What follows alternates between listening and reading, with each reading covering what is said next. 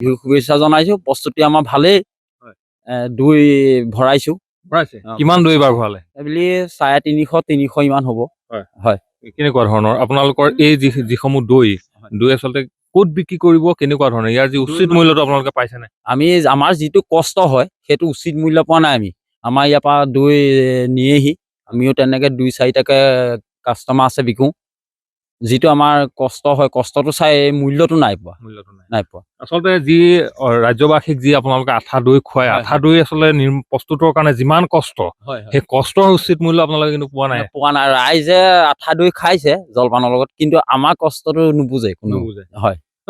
এটা কথা সুধিম যে যি আচলতে বিশেষকৈ জাজিমুখৰ আঠা দৈ, তিয়কৰ জাজিমুখৰ আঠা দৈ, তিয়ক নামটোৱে আচলতে গাখীৰৰ বাবে বিখ্যাত তিয়ক, আৰু তিয়কৰ আঠা দৈ, জাজিমুখৰ আঠা দৈ কি বিশেষত্ব আছে যে ৰাজ্যৰ বিভিন্ন প্ৰান্তত আচলতে গাখীৰ পায়, কিন্তু জাজিমুখৰ দৈকণৰ আচলতে কিয় কেনেধৰণেনো আপোনালোকে প্ৰস্তুত কৰে?